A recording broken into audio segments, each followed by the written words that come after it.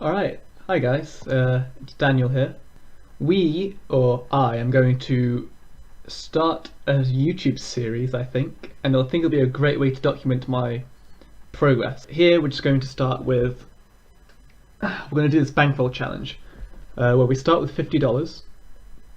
You see here, I've only got $50, and we're going to try and stick to some rules to try and build our bankroll. I'm mainly a tournament or sit and go player, so that's what we're going to do. I think the usual guidelines, I'll put them below my face, is going to be, if I want to play cash, I've got to have a minimum of 20 buy-ins, so like 1 cent, 2 cents, starting with $50 obviously. If for sit and goes, I can afford $1.45 players or $1.90 players, because those are relatively short tournaments and it's fairly likely you're going to get cash. So I think 50 buy-ins for those kind of shorthand sit and goes are quite good.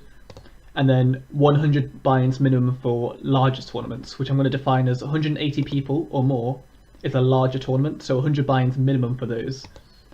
So obviously 55 cents is going to be what's going on there. And yeah, this first video is just going to be a test, like see if I can test all the layouts and see how I'm going to talk and how everything's going to work. And yeah, hopefully this will be really educational. Hopefully I'll have lots of fun. Hopefully you guys will enjoy watching a kind of run it up series like Jason Somerville, who's a famous poker player who's done this kind of thing before, and also Felix Schneiders or Xflix, because he's also done the similar kind of thing, starting with like, they both started with like $50 or $80 or $100 and then made it up to like 1,000 or 2,000 in like a few months, and that's when they play it professionally, so they play it regularly. We're probably not going to be that dedicated, but we're going to see how far we can go. We've always been successful in the bankroll challenges, but there are some things I need to consider. The first thing is that I have to be very patient with this kind of challenge, because tournaments and poker in general is obviously, there's obviously a lot of variance. Tournaments are fairly high variance, and just because I lose, say, 10 tournaments in a row, doesn't mean, I've got to remind myself that losing like 10 tournaments in a row doesn't mean I'm a bad player. It just means that you get unlucky. So and that's what all bad people say, oh, I just got unlucky. But like, genuinely, to win a tournament or to get a high place in a tournament, you have to win so many showdowns, you have to win so many flips, so that I know that the probability is really low.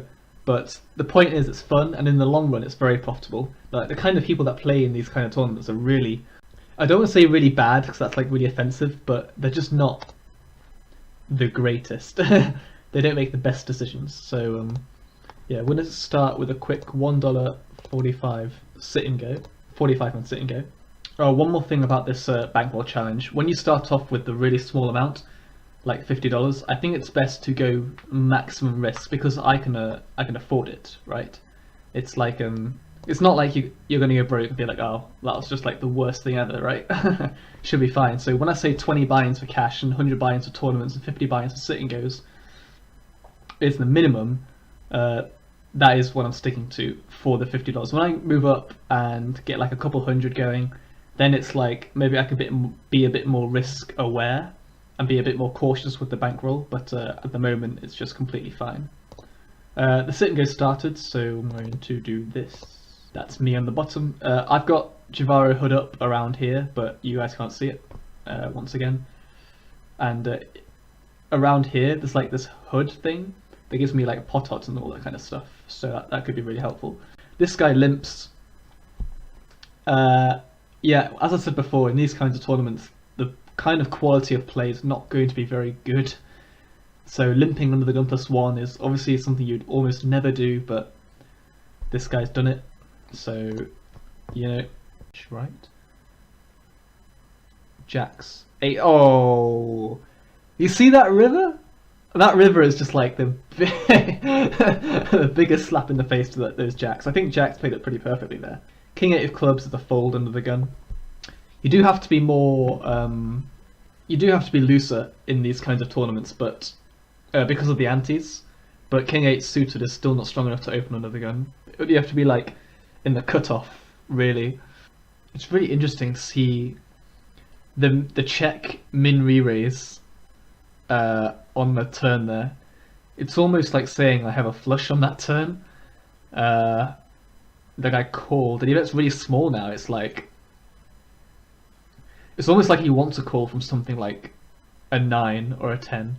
He's basically saying he has like a small, like suited connectors, like say he had like 4 or 5 of spades, and then the 10 of the spades kind of killed his action. That's kind of what that small bet looks like. That he's like, oh well, I had a flush on the turn, but now the 10 of spades makes me have only a 4 high flush or something, or a 5 high flush.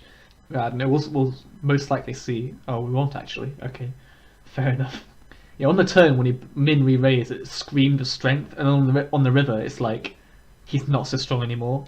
So with that board and that river specifically, it looks like he had like low spades, and then the small bet on the river is like, ah shit, man. That river just counterfeited my hand pretty hard.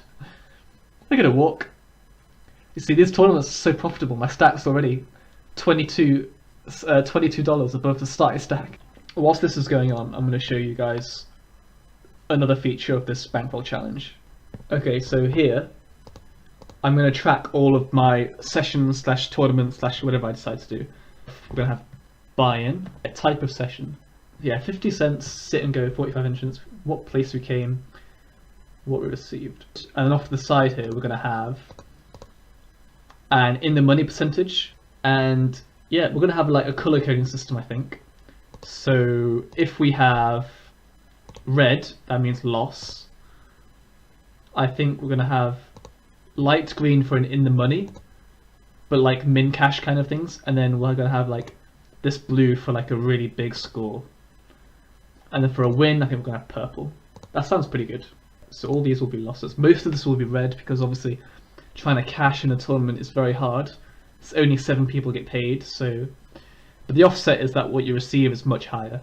This guy was just all in on the button because this is the same guy that limped under the gun +1 as well. So you can tell he's not really a great person. And obviously we fold the 10-6 because we need like 49%. Obviously we don't have that with 10-6 to make a profitable call. If it folds to us, we're probably going to try and steal.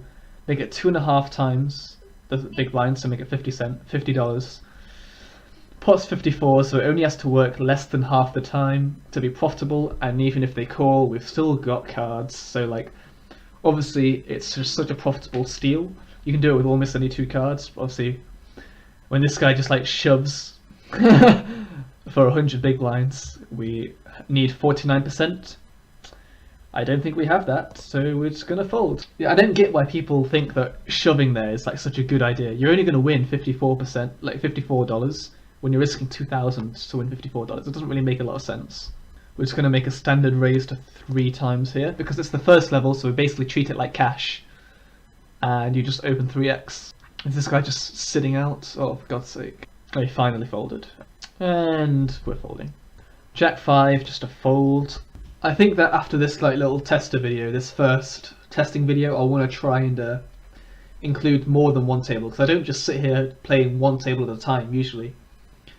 I usually at least 2 table, and that's probably what I'm going to stick to for this little video series. I want to keep myself focused, and 2 tables I think is very good. 3 tables is what I can do if I'm not trying to talk to people, like I am doing, like talking to the camera here.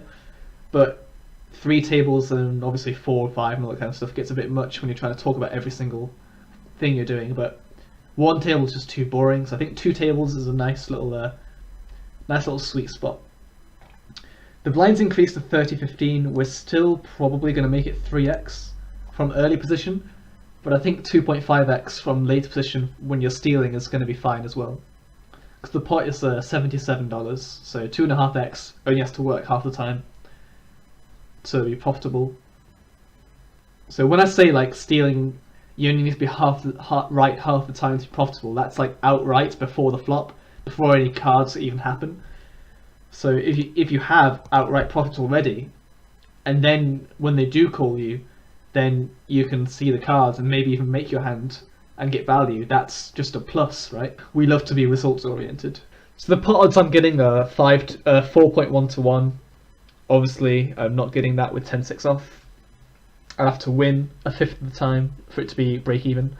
I don't think you're doing that with 10-6 off, so I'm just gonna fold it. Yeah, it's not suited, but like it's connected, and it's like the best connected hand you could have, because like it branches out to kings, queen to ace, and also 9 to 7. So it's not suited, so I'm probably just gonna fold it. The pot odds I'm getting here are 27% or 2.7 to 1. This is like, I think a lot of people who are new to poker would call here, but you just got to remember, the small blind is like the worst position. You're almost never going to win any pots unless you hit your hand, and even if you do hit your hand, say it's like Jack 9 2, you'd obviously call a flop bet, but if they keep betting, you've got to decide whether you're being value betted, like they had Ace Jack and they got you crushed the whole way, or if they're going to run a bluff on you. And because you're out of position, it's like super hard to determine. So it's best, especially in a tournament, it's best to just go for the less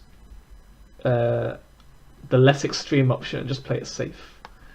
A limp from under the gun +2. This guy has quite a high VPIP already. But after a raise and a call, I would have to call 100, which is a 15th of my stack with a really marginal hand. It's probably not even marginal, it's probably just a bad hand to call with. Just fold it. You could also consider shoving all in, because the pot's 300, so you'd increase your stack by a good 20% by going all in, and they all folded. But like 6-2 is too bad. In the long run, it's probably not profitable. I say that now, like, a lot of people might watch this and go, well, why would you go all in with 6-2 suited? In these kinds of tournaments, the turbo tournaments, when the blinds get higher and you're reduced to like 15, 10, 8, 6, 5 big blinds, going all in with really bad hands makes a lot of sense mathematically, because you can't wait around, because you're going to get blinded out and anteed out. So being aggressive in the later stage of the tournament will be very profitable, and it's how you win. It's how you win, like make money in tournaments, by stealing pots. This is a better than average hand I'd like to get involved with. This guy calls again. This guy raises again. Like, this is the same thing that happened last time. I could re-raise or call. I think I want to call and see the flop instead of re-raise and try and squeeze everyone out. Because if I re-raise and then someone re-raises, I'd have to fold. Well, I could just call and see the flop for a cheap price.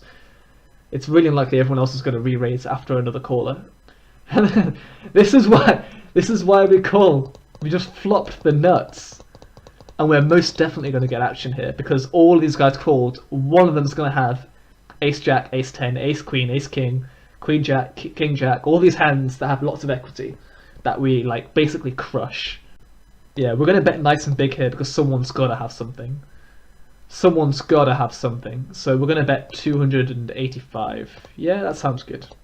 That sounds good. We're betting nice and large for lots of value. And we're going to basically play for our whole stack. Maybe unless the board pairs, but even then we're still probably going to get a lot of money in. See, this guy knows what's up. This guy's our main customer. So he has an ace or a jack. If he has a jack, he's not calling a big bet. But if he has anything that could like make a straight, I think we should bet slightly smaller than last time to try and keep him in. And betting like 390 sets up for a nice river shove anyway, because we're leaving ourselves with so little behind. We're on the river, the pot's going to be like 1.5k or 1 or whatever it was, and then we just shove the river. So that small bet, we get a lot of his cards to call instead of a larger turn bet, and we're basically shoving the river no matter what happens. It looked like he had like a jack or a 10 with a queen or a king that could maybe get a gut shot. And against those kinds of hands, I was trying to give him like a fairly small price, 390 into a pot of like 850. It's alright. Maybe I could have gone a little bit smaller, but that kind of size sets up really nicely for a river shove as well. So, hey, we got aces. Alright, cool, let's go. We can raise nice and big here. Because the blinds have just been increased to 50 to 25, everyone is going to be fairly short stacked compared to what last level was. So 2.5x here I think is pretty standard, because no one really has more than 60 big blinds. This guy has 55 big blinds. So 2.5 times gives everyone a reasonable price to call, or what they think is a reasonable price to call. And then it's kind of easier to get 2,000 in when the pot's already like 400 to start with, if they call on the flop. But if they call pre-flop, but here just steal the blinds and antes. I think under the gun, ace three of diamonds is a fold. If we were like in this position or this position, it can be a raise because we want to be a little bit more aggressive and steal from the later positions. But under the gun, it's just too many people to try and get through to be profitable. Oh, but Daniel, the last two hands, people raised from early position, everyone folded. Yeah, but that doesn't mean it's going to happen this time. That's how variance works in this. Alright, so we're getting a really good price here. 5.5 to 1 pot odds. So we need to be winning the pot at least 15% of the time, or 1 in every 5.5 times. To be honest, I'm not even sure if we should be calling here with ace 2. Because even if you hit the ace, you're probably going to get value betted against by a higher ace. And if you hit your 2, you're just never happy. So winning the pot 15% of the time is a little bit optimistic in my opinion, so I think folding there is fine. Although a lot of people may think I'm being really tight there, but if it was cash and we were deeper, then sure, because we've hit like 2 pair with ace 2, you can get paid a lot. But in the tournament, we only have like 50 big blinds maximum, and a lot of these people don't even have that. A lot of these people have like 25 big blinds, so it's really not that deep, and yeah, it's not going to work well. Queen 4 off. If it folds to us and we try and steal, because these people, these opponents in particular, have been quite tight, making a 2.2 raise I think is going to be fine. In the long run, it's going to be fine. Well, this guy's super tight and just decides to shove. It looks like a marginal hand that he doesn't want to fold, but he doesn't want to, like, if he had aces, you would just go all in here, right? So he obviously has like a fairly strong hand, but not the strongest. And against that range, Queen 4 off is not doing well. If I wasn't talking to you guys, that would have been like a snap fold. But I think the steal there is still fine, because in the long run, you're going to make a lot of money. In cash, when there are no antes, Queen 4 on the button is obviously a fold. But in tournaments, when there are antes, and you want to be more risk heavy sometimes, playing small ball, trying to steal as much as possible, then that's fine. Because I know that cashing in this sit and go, or cashing in a tournament is usually really hard. But this is my first video, so hopefully I'll get lucky. Hopefully the poker gods look at me and be like, oh, this guy's just going to make his first video. Let's just be nice to him and give him first place. Got a pretty premium hand here. We're looking to get this all in pre-flop. 2.5, I think it's fine. It's between that or 2.2x. And because it was slightly later than before, when the hijack, I don't think these guys quite know about the size of our bets yet, and we have no information on the guy who's just came in, so 2.5x is pretty standard there. Again, I think we should steal here, because raising to 2.5x to win this only needs to work a certain amount of time, and we've got suited connectors, so we want to be slightly aggressive. These two guys in particular are showing red numbers on their hoods, which means they're really not playing many pots. These guys, obviously, we don't know about, but this guy, slightly tighter. So this table seems to be more foldy pre-flop, actually. So I think we should take advantage of that by opening slightly more hands than usual. You want to steal, but if you do it way too often, other people are going to start calling you lighter. And that's not what you really want, to play an out of position pot with ace 4 suited. Unless, obviously, you flop 3 hearts, but that doesn't really happen too often. Ace 10 is usually a fold, but as I just said, everyone's being a bit more foldy. I say, as the really tight person just calls, which is slightly alarming. So King 5-7, the hands that this guy would fold are things like ace queen, ace jack. But obviously this guy as well, he called with pretty good odds, but this is a good board for me to fire with my entire range. And this guy won't hit it too often, neither will this guy. So I think this could be a profitable c-bet.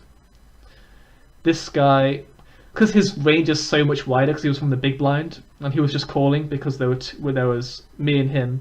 So he only has to call like 75 to win a pot of like, or was it 450? So obviously he's going to call with most hands.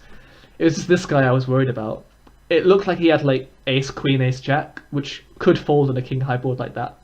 Or maybe he had like threes, or because I don't think middle pairs would fold to that board.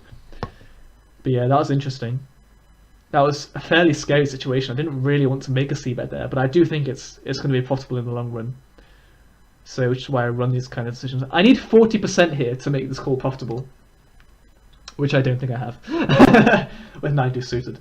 I think against his range that he's shoving, 9-2 suited is just too weak. If we had 30%, I probably would call, but 40% is just too high a percentage to be calling with. And we don't need to throw away 500, 600 chips unnecessarily like that. Like, if we lost, we'd reduce our stack quite a bit. And if we won, we wouldn't be increasing our chances to win much more often. Right then, I had Queen 2 and usually would fold, but this guy has been folding a lot. So I think any two cards are there. I was only risking, because I was in the small blind with 40, I raised to 200, so I'm only risking 160, which is almost like the minimum bet, and that was such a huge gain for me, for my stack. We're getting quite a nice run of cards here. We've only been dealt 30 hands, we've got aces, king, queen suited, ace, queen off. This guy's all in. We need 46%. The pot odds I'm getting are 1.2 to 1. Call 1000 to win 2200. I think it's actually a fold. We need 46% to break even, and against his entire range, this is probably very, very close.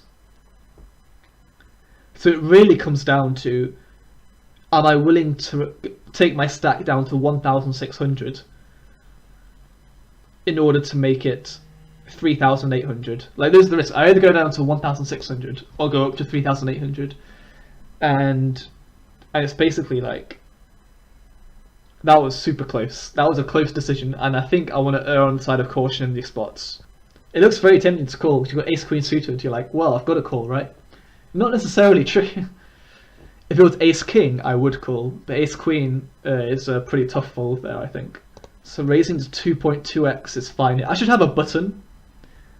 I think next time I go into a tournament, I'm going to have a button for 2.2x. So I kind of have cash settings on at the moment, 2.5, 3, 4. I want 2.2, 2.53 at the moment, I think. And this guy's all in. So here we need 39%. And with a pocket pair, you're most likely going to be 55%. So it's a pretty clear call here, I think. So yeah, we do have the correct odds to call against ace-jack. So if we knew he had ace-jack, we would definitely call. And against his whole range, like including aces down to 2s, and then all the overcards he could have, it's mostly overcards, against which would be 55%, and against overpairs we only have 20%. But we needed 40% against the entire range, and if you run the maths and the equity, we do have the correct odds to call there. See, everyone was watching the video saying, calling me a nit for folding ace queen suited earlier. Not afraid to get calls with 4s though. Winning flips is awesome. I love winning flips. 7-6. Everyone's being fairly tight. I think raising to 2.2 is going to be very profitable with most holdings, because everyone here is just so tight. These people on my left, they're just so tight. The guy in the big blind's a little bit more loose, a little bit less tight, should I say, than the other two, but it's still going to work out just fine. The odds we were getting, and the fact that the c-bet's going to take it down quite often as well, is going to be like, yeah. He's going to fold most things, right, so we don't have to go super large. I think 240 is fine.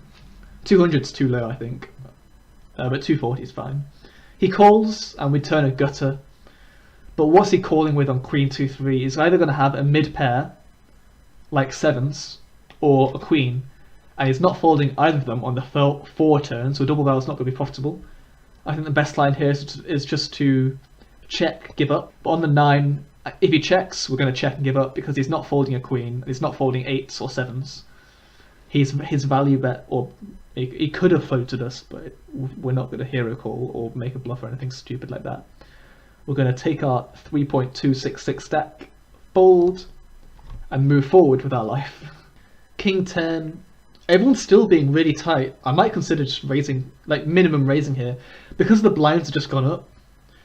we can put pressure on a lot of these stacks and act as if we are the big bully, even if we only have like 27 big blinds. But here with King 10, I think it's one of the lowest hands that we'd raise with. But because the blinds and antes are just increased, we can make a min raise to 240 when the pot was 270 before. So it's obviously super profitable to raise, to min raise with a lot of hands. Which is why at this level and probably later levels, at least until ICM pressure kicks in, we're probably going to be a lot more aggressive with our min raises. Because every time we raise, we can win more than our raise, which is super good. So trying to take advantage of that. Obviously not every single tournament or not every single table in the tournament is going to have these players that fold all the time or most of the time. I'm just adapting to these players. No one here, I think I do have the largest VPIP, which is unusual for me personally. I'm usually quite tight, but I'm just adapting to the table. The second most aggressive guy has a VPIP of 17%, which in a full ring is like pretty standard in cash, but in tournaments I think everyone is playing a bit too tight. This guy, I have noticed though, does tend to raise more often in early positions. That could be because he's got a good run of cards in early positions, or he's making use of his image. So the next time he does that, I will consider a 3-bet with a lighter hand and see how he reacts as like a tester. 10-3 of spade of diamonds. If I did re-raise here, it would have to be to like 660 or 600, which is a lot of my stack. If we get like King Jack suited, I think we would be inclined to shove or to 3-bet there. But 10-3 is a little bit too weak. Although I was considering it because this guy does seem to be raising a lot from early position. This guy limps, so we're not going to make like a 3x open with 7-6. You can't raise to minimum. You can't minimum raise over a limper like that because it gives everyone else too good a price to call. So if you wanted to raise, you'd have to. If you wanted to raise over the limper, you'd have to make it bigger. So general rule of thumb in cash is you make it 3x, and if someone limps, you make it 3x plus 1 more x for every other limper. It's kind of like that in tournaments. So you min raise, and if there's a limper, you make it like just over 3x. But with 7-6 off, you don't want to be doing that. You can do that with other hands though, like 10s. You could definitely do that with 10s. The pot is now $315 because it's full ring now. You know what? Never mind. We're just going to reshove because we're not going to call and give the big blind a good price to call. And if anyone else reshoves, we're still going to be price committed to call with 10s. So the best option here is to just reshove and get everyone else to fold so we can isolate this person and hopefully win a flip. 10s, we're not going anywhere. Yeah, we've got a flip. Hopefully we just win it. Win it? Yes! We've won 2 flips so far. Yeah, I said this at the start of the video. Most of the time when you're entering into a tournament, you're going to lose. And the times you do win are because you've won showdowns. So we've won 2 flips today, which is pretty good. Raising from ace-4 suited here is not something I'd usually do, but again, everyone is being fairly tight. We've got new people in the blinds, but they haven't shown a lot of fight already, and they're pretty short stacked. So we can put pressure on them to see how they react. If we're going to fold all the time, we're going to keep doing this. We're going to keep abusing the fact that they fold pre-flop too often. So this is one of those scenarios where we're going to c-bet once, and if they call, we're going to check and give up because we don't really have any equity. Bet 300 looks fine. Can't really go much lower, maybe 280. Yeah, this bet is sized enough so that anything that missed, like my hand, if he had ace-4 suited, that weren't, like if he had ace-4 offsuit, you just fold to pretty much any bet. So against his entire range, a small bet of 300 to win 660 is going to be really profitable. Oh shit, we got 2 all-ins. Oh, holy shit. That guy has to have queens plus to make that all-in. But this guy down here is already really tight, so someone's going to get coolered here. We had ace-queen, that's probably a fold. Not going to lie. Ace-queen's a bit loose. Versus a shove. And obviously the guy had jacks, which I'm not really surprised by. He did shove under the gun. So the guy with 10 big blinds over here had jacks. This guy also had 10 big blinds, and he chose to call the all-in with 5s. I mean, that's pretty okay actually, to be fair. And this guy just overshoved with ace-queen. I think that's too ambitious. Like, you're never really in good shape with ace-queen before I get a walk. Game's easy, man. So I don't think Jack 6 suited is going to be a profitable call here. We need 20%, so we need to win the pot 20% of the time to be profitable. That's not going to happen with Jack 6 of clubs. This guy's all in with 7 big blinds. Oh shit, the level just gone up to 160, yeah, so he's got 7 big blinds. The HUD here says the pot odds we're getting, we need 42%. We don't have that with 10-7 suited. We can try a cheeky min raise here to 320 to win 380 because they're being too tight, I think. I say as this guy just like fucking shoves in our face. Alright, so we need 43%, we don't have it, we're gonna fold. That might be a sign that we need to stop being a bit loose. I think people are more likely to shove on us having just seen that we folded to an all-in. So I think we want to be a little bit tighter for the next few hands. This guy seems to be more aggressive now. I'm not sure why. It could just be because he's got good hands 2 times in a row. Okay, 10-3 here. We're just gonna fold. And top 7 places are paid, so we're in a decent position to make money here actually.